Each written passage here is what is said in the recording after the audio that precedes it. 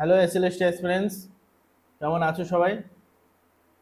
আমাদের target SLST ব্যাচে তোমাদের সবাইকে স্বাগত জানাই। আজকের ক্লাসটা হচ্ছে ওয়ার্ক পাওয়ার এনার্জির সেকেন্ড ক্লাস।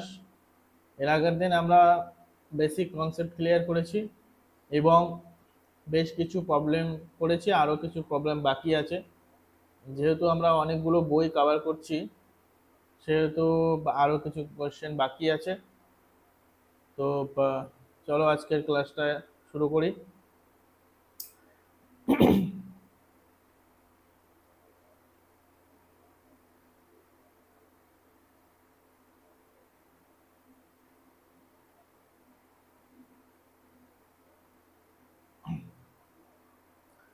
আজকের প্রথম প্রবলেমটা বলছে যে একটি বল ইউ গতিবেগে অনুভূমিকভাবে চলার সময় অনুরূপ আরেকটি স্থির বলের সঙ্গে পূর্ণ স্থিতিস্থাপক সংঘর্ষ ঘটালো। সংঘর্ষের পরে দ্বিতীয় বলটির গতিবেগ কত হবে? তাহলে এখানে একটা যেটা মেন কনসেপ্ট বা যে মেন যেটা হিন্ট তোমায় দিয়েছি সেটা বলছে পূর্ণ স্থিতিস্থাপক। পূর্ণ স্থিতিস্থাপক, তাহলে আমরা জানি পূর্ণ স্থিতিস্থাপকের ক্ষেত্রে ঘর্ষণ গুণাঙ্কের মান হয় 1। আর ঘর্ষণ গুণাঙ্ককে আমরা কিভাবে লিখতে পারি? আমরা লিখতে পারি v2 minus v1 by u1 minus u2। তাহলে v2 কোনটা? না v2 যে পার্টিকেলটা আসছিল, গতিবেগ নিয়ে আসছিল, সরি u1 কোনটা? u1 হচ্ছে যে গতিবেগ নিয়ে আসছিল, এবং u2 কোনটা? যে যে পার্টিকেলটা সেকেন্ড পার্টিকেল বা সেকেন্ড বস্তু তার গতিবেগ, এবং সংঘর্ষের পরে সেকেন্ড পার্টিকেলের বেগ কত হলো, আর u1 মানে প্রথম যে পার্টিকেল তার বলটা কি হলো সেইটা। তাহলে এটা ছিল আমাদের ঘর্ষণ গুণাঙ্কের ফর্মুলা। তাহলে এখান থেকে আমরা দেখতে পারি যে u2 অর্থাৎ সেকেন্ড পার্টিকেল যে ছিল তার প্রাথমিক বেগ কত ছিল? 0, কারণ সে স্থির অবস্থায় ছিল। অতএব আমরা লিখতে পারি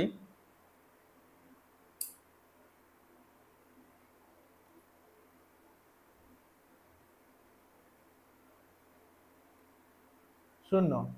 এবং আর একটা জিনিস যেটা এইসব প্রবলেমের ক্ষেত্রে মনে রাখতে হবে সেটা হচ্ছে যে পূর্ণ স্থিতিস্থাপকের ক্ষেত্রে কি হয়, আরও একটা ঘটনা ঘটে। ই ইকুয়াল টু 1 হয়, এবং ধরো যদি যদি দুটি বস্তু কিছু কিছু ভেলোসিটি নিয়ে থাকে তবে কিন্তু তাদের পরবর্তীতেও কিন্তু কিছু কিছু ভেলোসিটি থাকবে। বোঝা গেল? কিন্তু যখন একটা পূর্ণ স্থিতিস্থাপক একটা স্থির বস্তুর সাথে ঘটনা ঘটে তখন দেখা যাবে যে যে বস্তুটা গতি নিয়ে আসছিল সেই বস্তুটা গিয়ে থেমে যাবে, এবং v2 কিন্তু যে দ্বিতীয় যে পার্টিকেল ছিল সেটা কিন্তু এ যত বেগ নিয়ে আসছিল তত বেগেই চলে যাবে। তাহলে আমরা এখানে দেখব ব্যাপারটা কি হয়। ই ইজ ইকুয়াল টু জানি 1, তাই তো?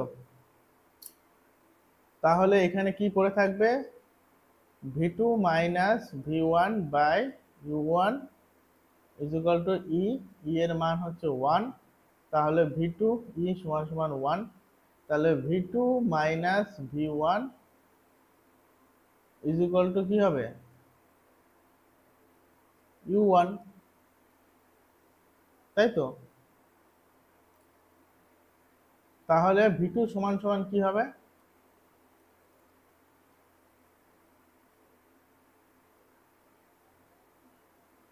v2 সমান সমান যেটা দাঁড়াবে সেটা হচ্ছে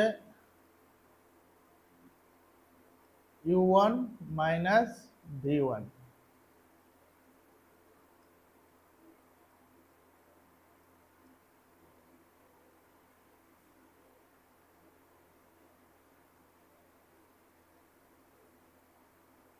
আর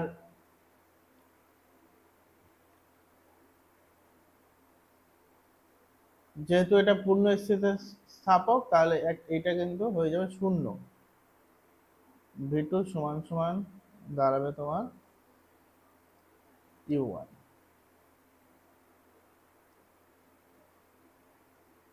এটা কেন শূন্য লিখলাম? v1 কারণ প্রথম যে পার্টিকেলটা আসবে সে কিন্তু ধাক্কা খাওয়ার পর স্থির হয়ে যাবে এবং তার সমস্ত বেগ কিন্তু পেয়ে যাবে সেকেন্ড পার্টিকেলটা। তো সেহেতু v2 সমান সমান হবে u1। এইটা কিন্তু পূর্ণ স্থিতিস্থাপকের ক্ষেত্রে কিন্তু মনে রেখো। তারপরে নেক্সট প্রবলেম দেখো কি আছে।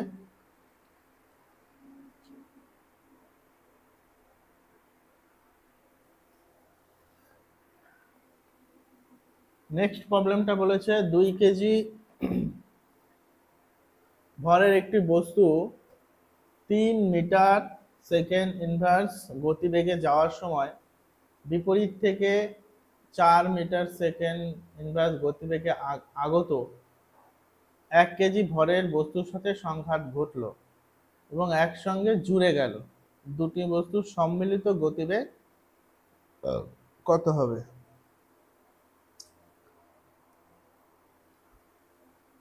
তাহলে কি করব? ধরো 2 কেজি ভরের বস্তু, তাহলে ঘর্ষণের মানে সংঘাতের আগে টোটাল ভরবেগ কত ছিল? m1 v1 plus m2 v2 এবং sorry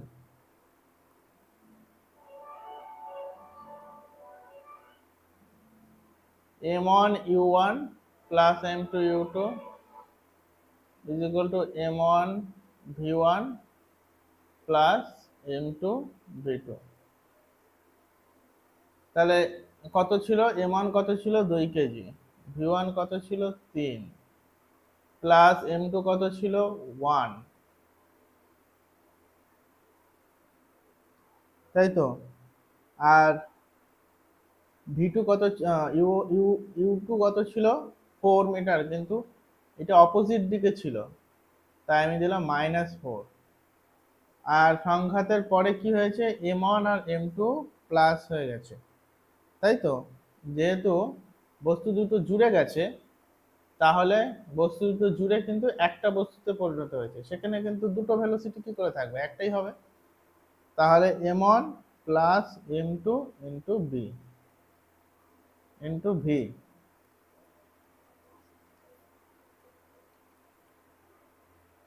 m1 plus m2 into V, বোঝা গেল? তাহলে m1 প্লাস m2 কত কেজি হবে? 2 প্লাস 1 ইন্টু ভেলোসিটি কত, সেটাই বের করব, কত ভেলোসিটি হলো। তাহলে ভি, তাহলে 6 minus 4 is equal two 3 V.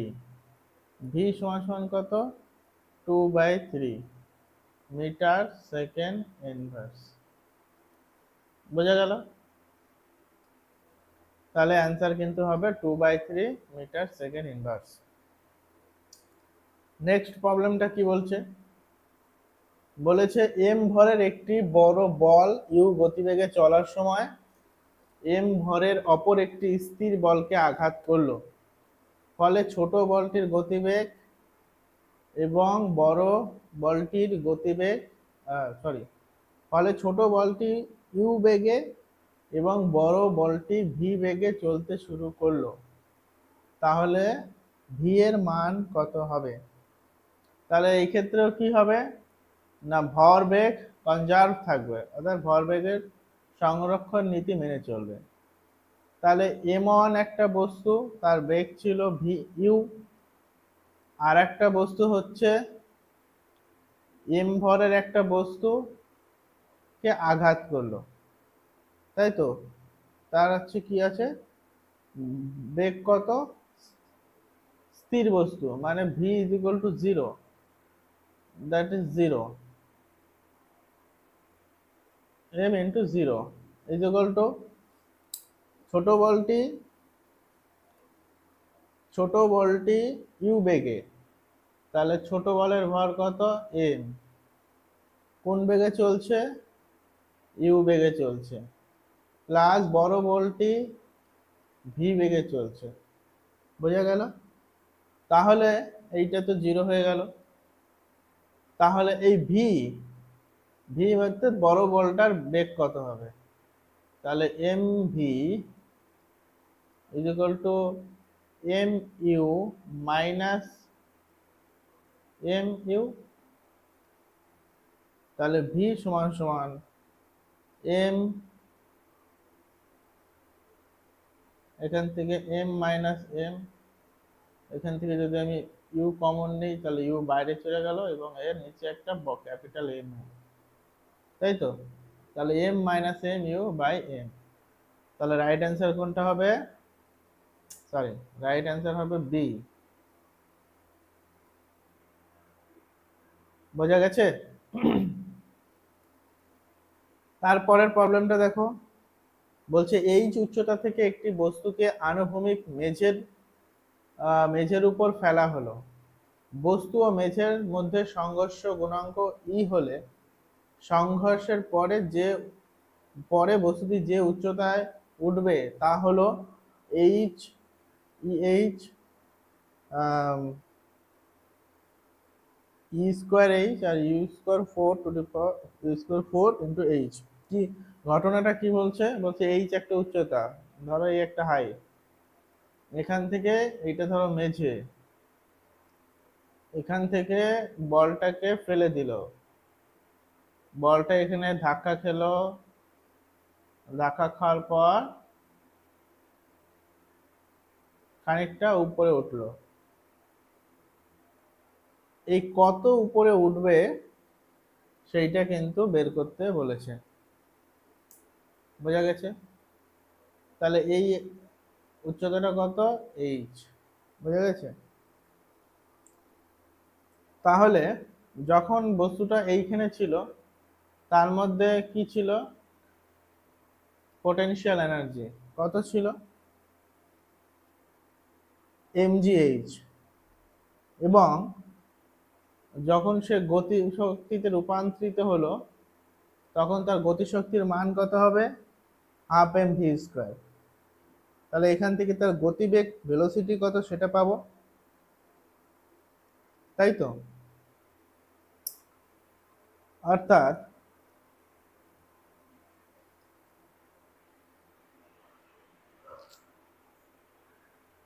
অর্থাৎ কি হবে না, কাইনেটিক এনার্জি এন্ড গতি শক্তি কি হবে? শক্তি সবসময় কনজার্ভ থাকবে, হয় গতিশক্তি স্থিতিশক্তিতে পরিণত হবে বা কি স্থিতিশক্তি গতিশক্তিতে বা গতিশক্তি স্থিতিশক্তিতে পরিবর্তন হবে।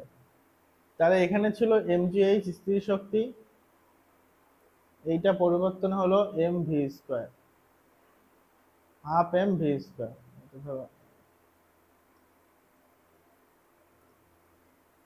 হাফ এম ভি স্কোয়ার, তাই তো? তাহলে এখানে সমান সমান ভি স্কোয়ার সমান সমান কত দাঁড়াবে? ভি স্কোয়ার সমান সমান two M G H by M, V সমান সমান রুট ওভার টু জি এইচ। এইটা হলো তোমার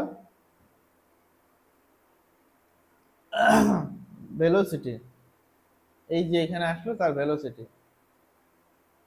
নেক্সট এবার এইখানে এসে আবার কি হচ্ছে না, ঘর্ষণ ঘটছে। ঘর্ষণ গুণাঙ্ক কত? ই।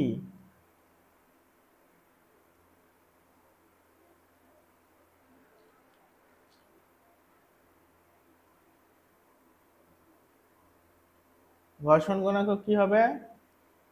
V two by v one. তাহলে এখানে আমি যদি বলি ভি টু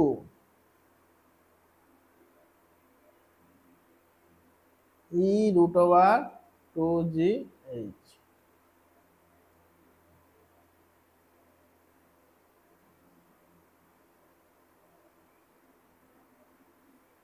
তাহলে এইখানে ঘর্ষণ ঘটলো, ঘর্ষণ ঘটার পরে আবার তো এর একটা ভেলোসিটি তো পাবে, বেগ তো পাবে। সেই বেগটা কত পাবে?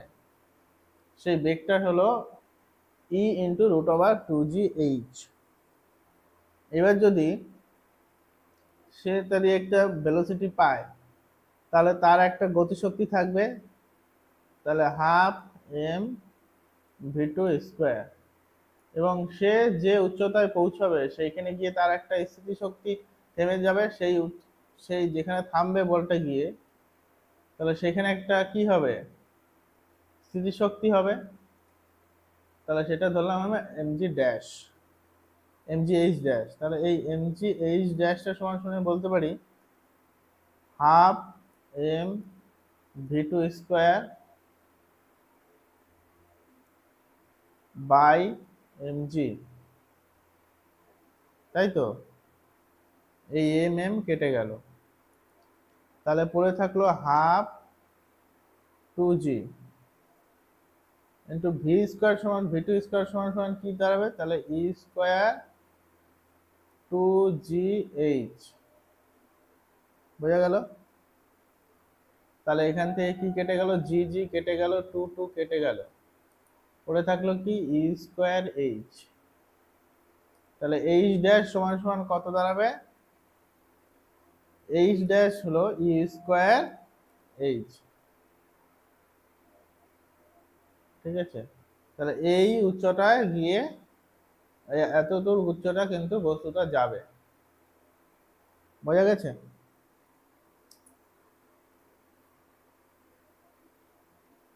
মানে যত উচ্চতা থেকে ফেলবো তত কিন্তু বেশি উচ্চতা কভার করবে। নেক্সট, পরের অঙ্কটা দেখো, বলছে যে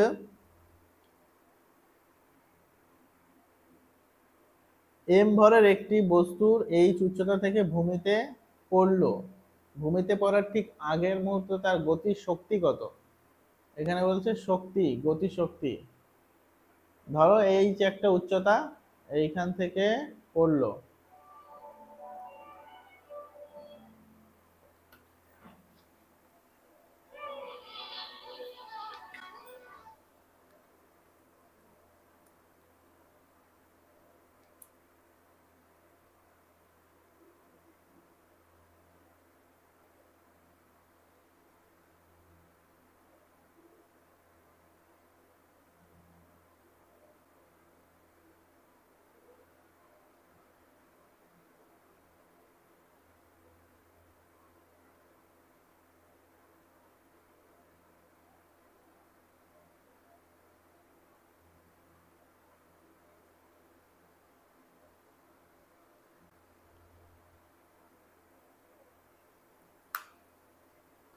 তাহলে সরি, তাহলে বলছে দেখো এইচ উচ্চতা থেকে পড়লো কোন একটা বস্তু এম ভরে, তাহলে একটা বস্তু তার ভর হচ্ছে এম, সেইটা এইখান থেকে পড়লো, এই ভূমিতে স্পর্শ করার আগের মুহূর্তে তার গতি শক্তি কত? তাহলে আমরা শক্তির কনজারভেশন ল থেকে বলতে পারি যে টোটাল মেকানিক্যাল এনার্জি অর্থাৎ kinetic energy plus potential energy, তো before and after total mechanical energy equal to সমান হবে, তাহলে টোটাল, তাহলে কি হবে, kinetic energy, potential energy, initial, আর হবে ফাইনাল।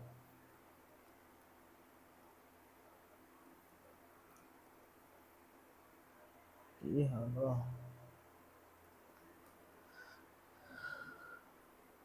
তাহলে ধরো পোটেনশিয়াল এনার্জি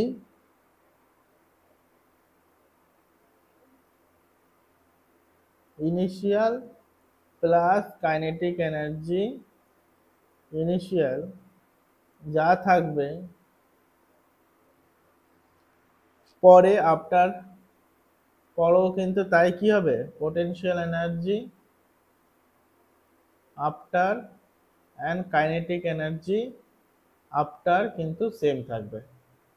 তাহলে প্রথমের পোটেনশিয়াল এনার্জি কত ছিল যখন বস্তুটা পড়েনি, M G H, kinetic energy কত ছিল, 0, যখন বস্তুটা পড়ে গেছে মানে একদম শেষ মুহূর্তে আছে তখন তার পোটেনশিয়াল এনার্জি কত, পোটেনশিয়াল এনার্জি 0, কাইনেটিক এনার্জি কত?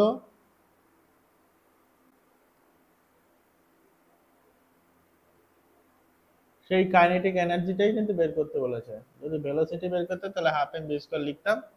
তাহলে এখন ধরো আমরা এই কাইনেটিক এনার্জিটাই বের করতে বলেছি। ফাইনাল কাইনেটিক এনার্জি কত হলো, এটা ধরো ইনিশিয়াল, এটা ফাইনাল। ধরো ফাইনাল স্থির শক্তি কত হবে? পড়ার ঠিক আগের মুহূর্তেতে কোনো তো স্থিরতা নেই, সম্পূর্ণটাই গতিশক্তি। তাহলে এই গতিশক্তি ই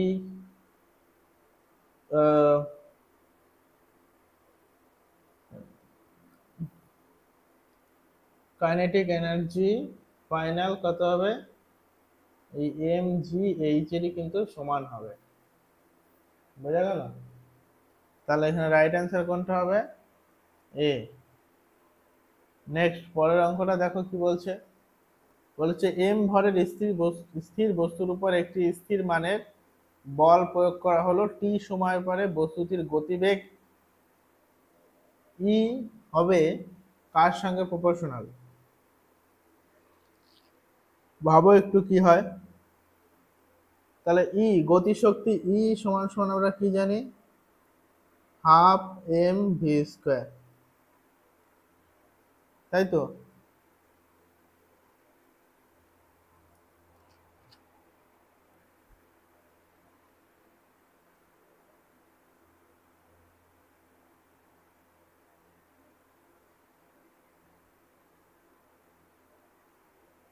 বলেছে স্থির মানের বল প্রয়োগ করা হয়।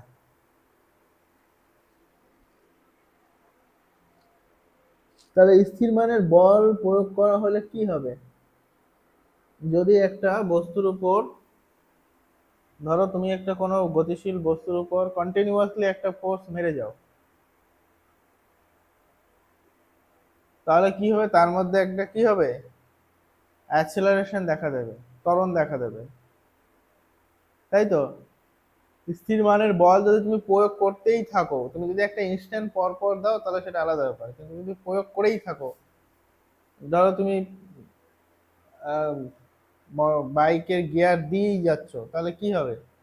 একটা বল দিয়েই যাচ্ছ, দেখবে যে আস্তে আস্তে তোমার গতি বাড়বে। ধরো তুমি একটা স্থির বল ধরে আছো, কিন্তু দেখবে তোমার গাড়ির গতিবেগ কিন্তু আস্তে আস্তে বাড়তে থাকে। তার মানে এফ, আমরা বলতে পারি এফ সমান সমান এম এ। তাহলে এই ত্বরণটা হবে এফ বাই এম এর সমান। এবং আমি কিন্তু এম ভরের বস্তু একটা স্থির ছিল, সেখানে কিন্তু স্থির মানের বল প্রয়োগ করেছি। তাহলে আমরা এখান থেকে বলতে পারি ভি সমান সমান ইউ প্লাস এটি। তাহলে ভি ছিল আমার 0, ইউ ছিল আমার 0, সরি। তাহলে ভি সমান সমান এ হচ্ছে F by M into T. বুঝতে পেরেছি? তাহলে ই সমান সমান half M V F by M T তার স্কোয়ার। তাহলে ই সমান সমান half M F square M square T M. তাহলে ই কে আমরা বলতে পারি প্রপোর্শনাল টু 1/m।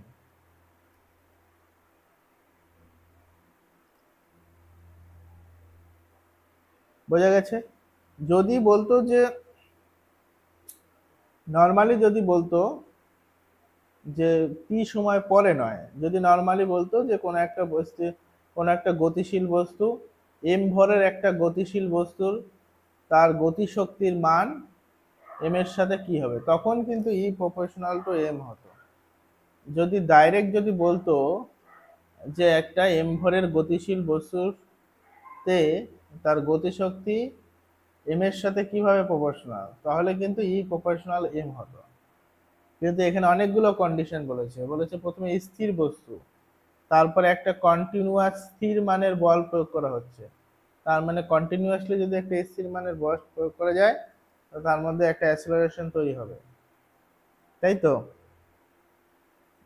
এটাকে যদি, এটা নিয়ে যদি কনফিউশন হয় কন্টিনিউয়াস কিভাবে acceleration, F is equal to M A, তাই তো, মাস তো তোমার ফিক্সড। এবার এ কে যদি, এফ যদি ফিক্সড থাকে তাহলে এ কেও ফিক্সড থাকতে হবে। এ কে ফিক্সড থাকতে গেলে কি হবে, ভেলোসিটির মধ্যে পরিবর্তন হতে হবে, তাহলেই গিয়ে ত্বরণ হবে। তাহলে ভেলোসিটির মধ্যে পরিবর্তন কখন হবে, যখন একটা ইনিশিয়াল ভেলোসিটি একটা সামথিং থাকবে, ফাইনাল ভেলোসিটি আরেকটু বেশি কিছু হবে, তখন গিয়ে ত্বরণটা থাকবে। যদি সেম হয়ে যায় তাহলে তো ত্বরণই থাকবে না, তাহলে তো ফোর্সই কাজ করবে না। বোঝা গেল? এগুলো হচ্ছে ডিপলি চিন্তা করলে এগুলো বেরোবে। নেক্সট, তারপরে অঙ্কটা দেখো, বলছে একটি একটি কি বলেছে, একটি 10 মিটার উঁচু মিনার থেকে এত কেজি বস্তুকে উপরের দিকে 10 মিটার/সেকেন্ড গতিবেগে ছোড়া হলো। বস্তুটি যখন ভূমি স্পর্শ করবে তখন তার গতিশক্তি কত হবে? গতিশক্তি যখন বলেছে তাহলে শক্তির কনভার্সন রুল লাগাবো। গতিশক্তি যখনই বলবে তখনই ভাববো যে আমাকে কনভার্সন রুল লাগাতে হবে। তাহলে আই কে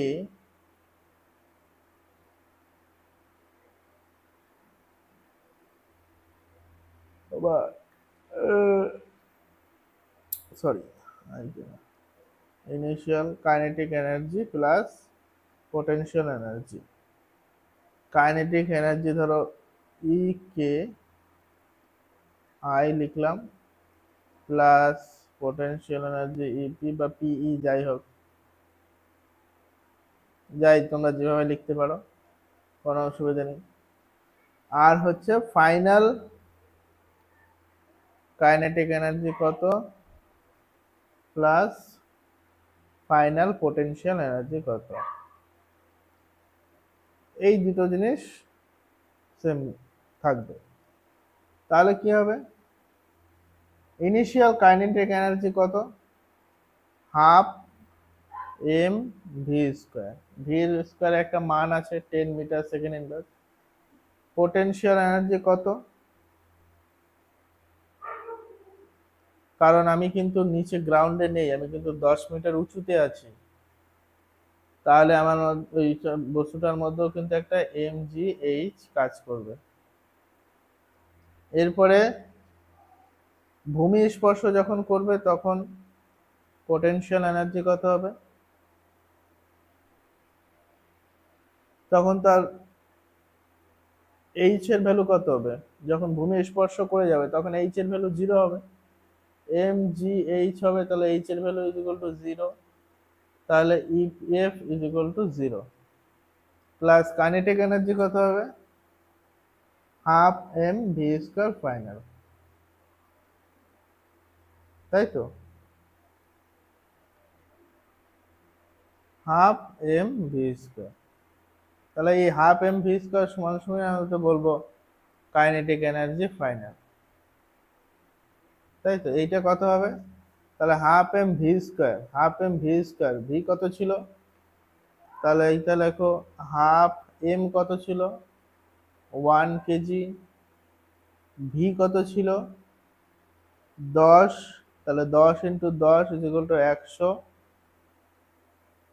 তাই তো, plus M G H, M কত 1 কেজি, জি কত ধরো 10, এইচ কত, এইচ হচ্ছে 10, তাহলে এইটা লেখো কাইনেটিক এনার্জি ফাইনাল সমান সমান কত, 50 প্লাস 100, 150 জুল, অপশন ডি।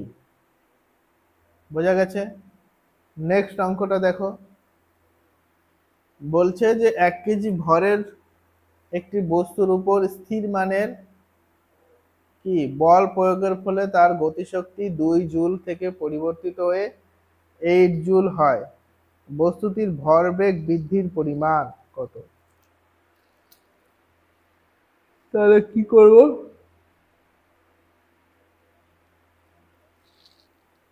ভরবেগ মানে কি, P is equal to M V. তাহলে কোনো একটা বস্তুর উপর যদি বল প্রয়োগ করে তার গতিশক্তি বৃদ্ধি পায়, তার মানে তার ভেলোসিটিও বৃদ্ধি পেয়েছে। আর ভেলোসিটি যদি বৃদ্ধি পায় তাহলে তার পোটেনশিয়াল ভরবেগও বৃদ্ধি পেয়েছে, এবং সেই বৃদ্ধির পরিমাণটা কত সেটাই কিন্তু বের করতে বলেছে।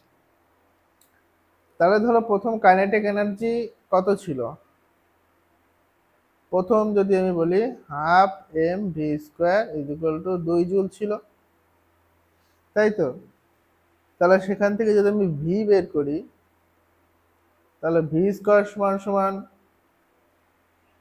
4/m হবে।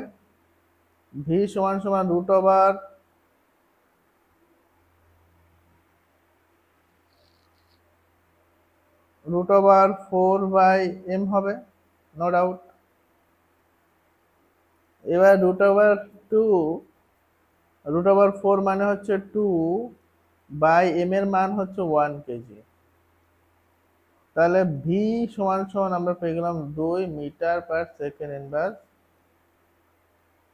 ইনভার্স 1। এটা পেয়ে গেলাম V1, ধরো এটাকে আমি V1 ধরলাম। এবার পরবর্তীতে গতিশক্তির পরিমাণ কত হবে না, হাফ এম ভি2 স্কোয়ার সমান সমান 8 জুল, তাই তো। তাহলে ভি স্কোয়ার সমান সমান কি লিখতে পারি আমি, 16/m। সিমিলার ভাবে ভি সমান সমান লিখতে পারি 16/m, তাহলে 4/√m 4/1। তাহলে V2 সমান সমান আমরা লিখতে পারি 4 মিটার সেকেন্ড ইনভার্স 1।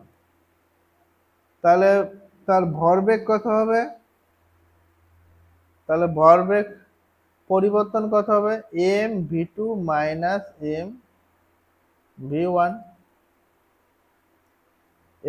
এম কত, এম তো ফিক্সড 1 কেজি, ভি2 কত 4 মাইনাস 1 ইন্টু 2, তাহলে 4 মাইনাস 2 মানে হচ্ছে 2। ভরবেগ কেজি মিটার সেকেন্ড ইনভার্স, তাই তো। তাহলে 2 কেজি মিটার সেকেন্ড ইনভার্স, এইটা হলো তোমার রাইট অ্যান্সার। বোঝানো গেল। নেক্সট অঙ্কটা দেখো, বলছে দুটি গতিশীল বস্তুর ভরের অনুপাত 1:3 এবং ভরবেগের অনুপাত 1:2, তাদের গতিশক্তির অনুপাত কত হবে। খুব সহজ একটা অঙ্ক। তাহলে বলেছে m1 কি বলেছে, m1:m2, আর বলেছে ভরবেগ মানে mv m1 v1 m2 v2। তাহলে m1:m2 অনুপাত হচ্ছে 1:3। তাহলে এটাকে এইভাবে লেখা যায় m1/m2 is equal to 1/3। তাহলে আমি বলতে পারি m2 is equal to 3m1। আবার ভরবেগ এখানে কি লেখা যায়,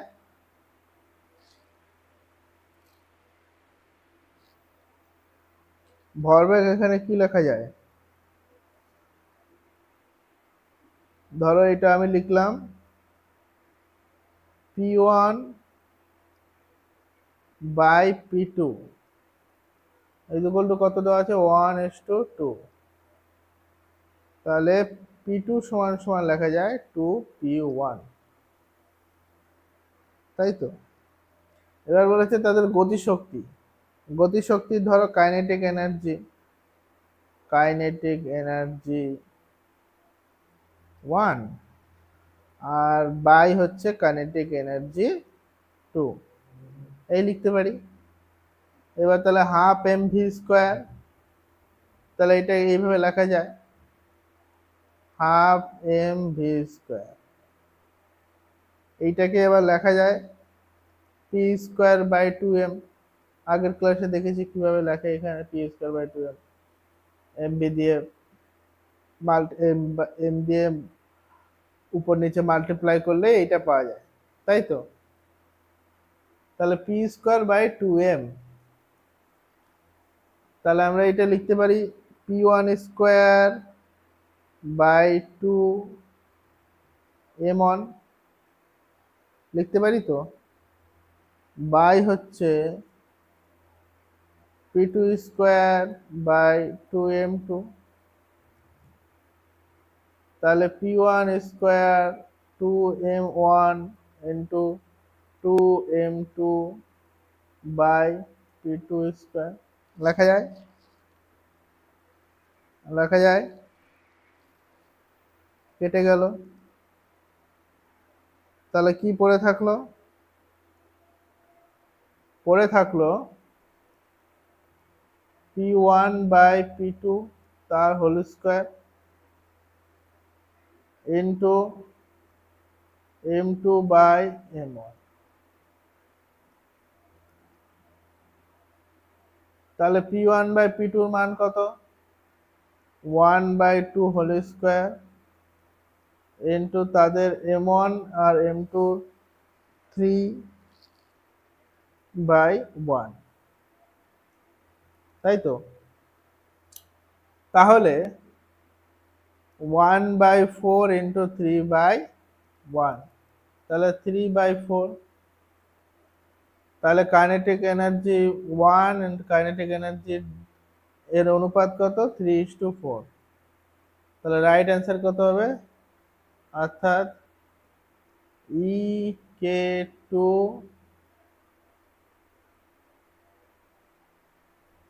এ কে সরি না 1:e K two is equal to 3:4। বোঝা গেছে? 3:4। নেক্সট 2 নম্বর অঙ্কটা কি বলছে? যে 15 কেজি ভরের একটি বোমা বিস্ফোরণে 10 কেজি ও 5 কেজি ভরের দুটো টুকরোয় পরিণত হয়। প্রথম টুকরোর গতিবেগ এম ওয়ান প্রথম টুকরোর গতিবেগ 5 মিটার সেকেন্ড ইনভার্স হলে দ্বিতীয় টুকরোর গতিশক্তি কত হবে? গতিশক্তি।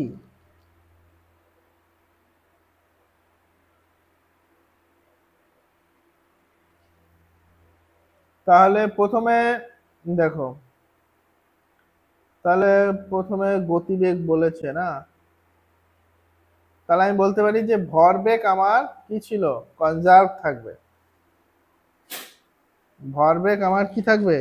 কনজার্ভ থাকবে। তাহলে আমরা এইভাবে বলতে পারি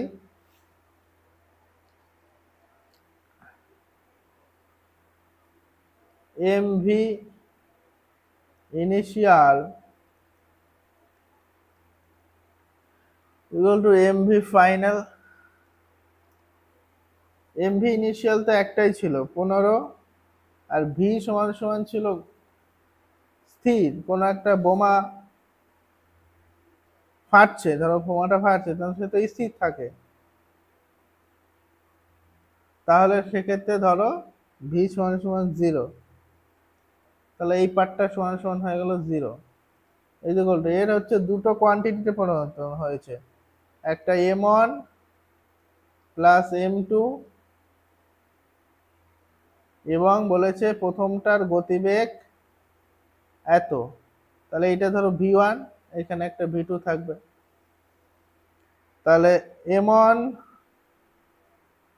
তাহলে এখান থেকে যদি আমি v2 বের করি, দ্বিতীয় টুকরোর গতি বেগ কত হবে? বেগ হচ্ছে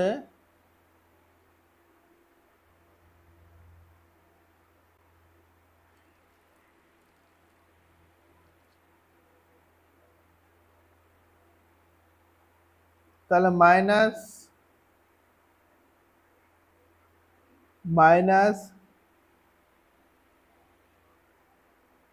m1 v1 বাই কি হবে?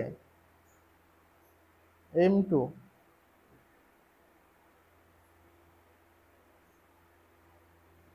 তাহলে এখানে ভ্যালুর মান বসাও। m1 কত, 10 কেজি, ইনটু v1 কত, 5,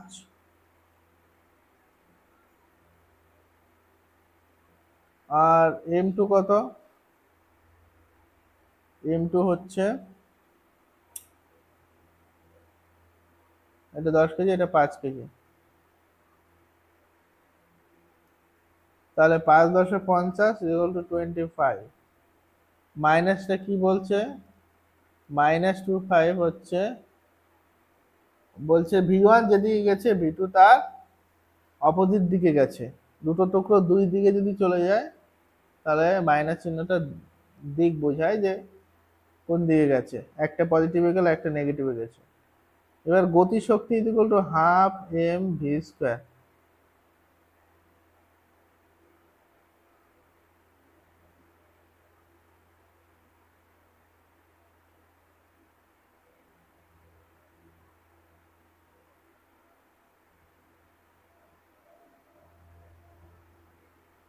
m2 ইন্টু v2, তাহলে কত হবে, কি করেছি আমি এটা, 5 5 কেটে গেল, 10 পড়ে থাকবে না,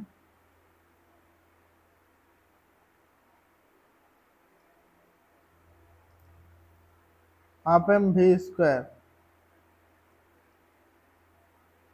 তাহলে 10 তার স্কোয়ার, তাহলে হাফ এম কত, 5 কেজি, ইন্টু 10 এর স্কোয়ার কত, 100, তাহলে 50, 5 5 25, 250 জুল। তাহলে দ্বিতীয় টুকরোটার গতিশক্তি কত হবে, 250 জুল। বোঝা গেছে? নেক্সট বলেছে K1 এবং K2 বল ধ্রুবক বিশিষ্ট, K1 গ্রেটার দেন K2 দুটো স্প্রিং এর একই পরিমাণ বল প্রয়োগ করে দৈর্ঘ্য x বৃদ্ধি হলো। দুই ক্ষেত্রের কৃতকার্য W1 is equal two W2 হলে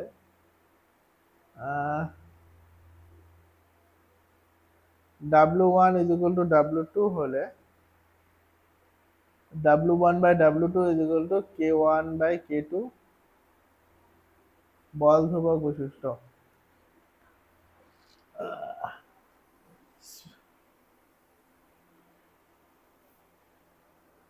আচ্ছা,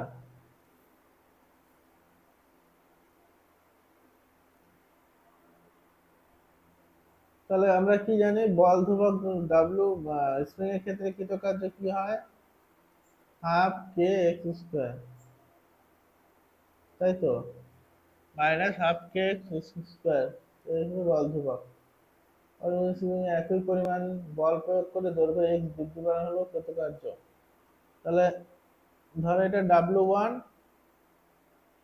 আর একই পরিমাণ বৃদ্ধি করে মানে x বেড়েছে, আর এখানে ছিল K1, আর W2, তাহলে এটাও হবে হাফ K2 x স্কোয়ার, একই পরিমাণ। তাহলে W1 W2 সমান সমান কি হবে, half K1 x square by half K2 x square, x square কাটা, W1 by W2 is equal to K1 by K2। বোঝা গেছে? আচ্ছা, চলো এরপরে বলেছে নিচের কোন লেখচিত্রটি সূর্যের চারিদিকে উপবৃত্তাকার কক্ষপথে আবর্তনরত পৃথিবীর গতিশক্তির পরিবর্তন সঠিকভাবে ব্যাখ্যা করে। আচ্ছা,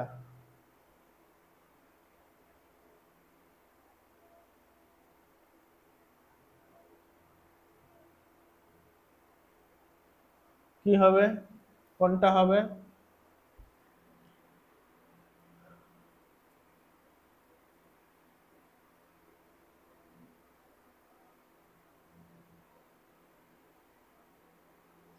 কোনটা হবে? প্রথমটা বলছে কাইনেটিক এনার্জি সবসময় সমান থাকে। আমরা জানি এটা যদি সূর্য হয়, এটা যদি উপবৃত্তাকার পথে ঘোরে, আমরা জানি, এবং এটাও জানি যে উপবৃত্তাকার ঘোরার সময় যখন কাছে আসে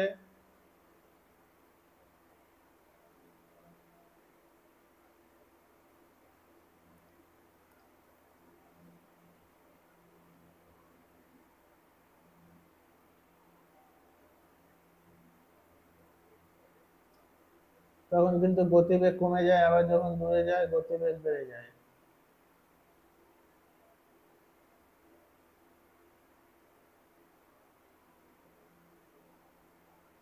কারণ কি, কেপলারের সূত্র অনুসারে এটা বলা যায় যে সবসময় এরিয়া কিন্তু সেম রাখতে হবে। টাইমের সময়ের সঙ্গে এরিয়া, কভারড এরিয়া কিন্তু সেম থাকে। অতএব যখন দূরে যায় তখন কিন্তু বেশি হয় এবং কাছে এলে কম হয়। এবার দেখো, সে বাড়ুক কমুক সেটা পরের কথা, তো এ কিন্তু সবসময় ঘুরছে। এ কিন্তু সবসময় ঘুরছে, হয়তো তার স্পিড বাড়ছে আবার স্পিড কমছে, তাহলে তার মধ্যে একটা কনস্ট্যান্ট কিন্তু কাইনেটিক এনার্জি আছে। ইকে একটা কাইনেটিক এনার্জি কিন্তু আছে, এবং সেইটা কিন্তু ভ্যারি করছে, একদম স্ট্রেট ফরওয়ার্ড নেই যে সব সময় কাইনেটিক এনার্জি সেমই আছে, মানে সবসময় গতিবেগ বাড়ছে না, এরকম তো হচ্ছে না। তার মানে প্রথমটা তো হবেই না, তাহলে দেখা যাচ্ছে কাইনেটিক এনার্জি ফিক্সড, টাইমের সঙ্গে সঙ্গে কোনো চেঞ্জ নেই। এভাবে বলছে কাইনেটিক এনার্জি কোনো এক সময় জিরো থাকে, তারপরে আবার বেড়ে আবার জিরো হয়ে যায়, এটাও ভুল। এ বলছে কাইনেটিক এনার্জি বাড়ে আবার নেগেটিভও হয়, এটাও ভুল। এইটা বলছে যে কাইনেটিক এনার্জি টাইমের সঙ্গে সঙ্গে চেঞ্জ হয়, একটা ফিক্সড কাইনেটিক এনার্জি থাকে, সেটার সঙ্গে সঙ্গে অনেক সময় কিছুটা খানিকটা কাইনেটিক এনার্জি কমে, কোনোটা বাড়ে, অনেকটা এইটার মতো ফলো করে। দূরে থাকলে বেশি হবে, কাছে গেলে কম হয়ে যাবে। তার মানে রাইট অপশন কোনটা হবে? Option D. বোঝা গেছে? আশা করি বোঝা গেছে।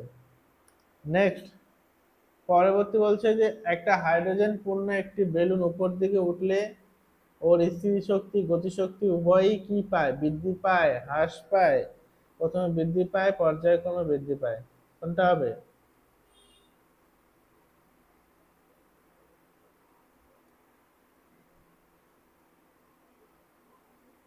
কি হবে?